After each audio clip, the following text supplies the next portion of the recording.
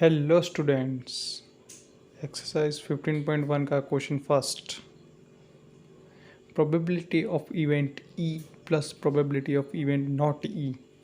Probability होने की और नहीं होने का एडिशन यहाँ पे पूछा गया है। तो हम एग्जांपल ले लेते हैं एक कॉइन का। उस कॉइन के अंदर या तो हेड आएगा या तो टेल आएगा, दो ही पॉसिबिलिटी है। अगर हम केस फर्स्ट ले लेते हैं कि हमारा इवेंट होना चाहिए कि हेड आए, तो अगर हेड आएगा तो उसकी पॉसिबिलिटी 1 हो जाएगी। तो अगर हेड आ गया तो टेल नहीं आएगा, मतलब उसकी पॉसिबिलिटी 0 हो जाएगी और दोनों का एडिशन 1 होता है। उसी तरह अब केस 2 ले लेते हैं, जिसमें हम एज्यूम करते हैं कि हेड नहीं आया। अगर हेड नहीं आया तो टेल आया। यहाँ पे भी दोनों का सम 1 ही होता है, इसीलिए हमारा पूरे का आंसर होगा 1। प्रोबेबिलिटी ऑफ इवेंट हैपनिंग और नॉट हैपनिंग का आंसर 1।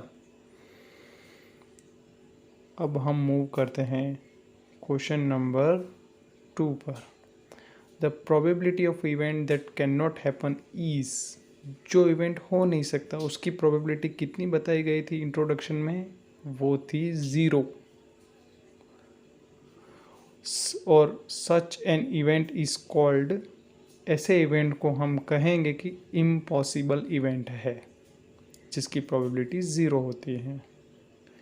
ऐसे इवेंट को हम इम्पॉसिबल इवेंट कंसिडर करते हैं। Next question, probability of an event that is certain to happen. मैंने कहा था इंट्रोडक्शन में ही कि सर्टेन अगर आ जाए यानी पॉसिबल है कोई इवेंट होना, तो उसकी प्रोबेबिलिटी 1 आती है।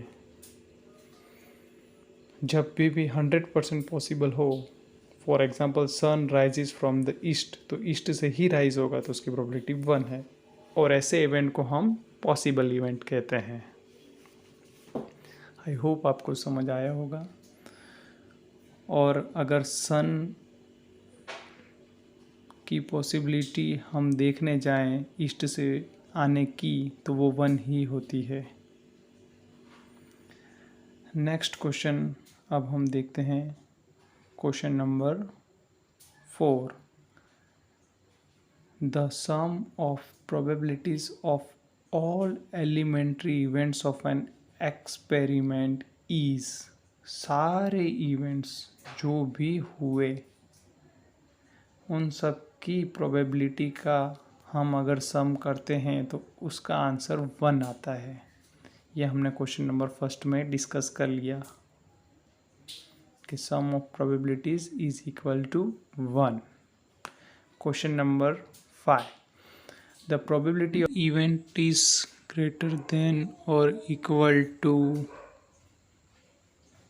0 एंड लेस देन और equal to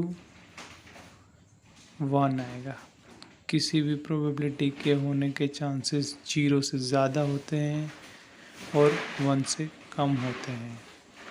thank you so much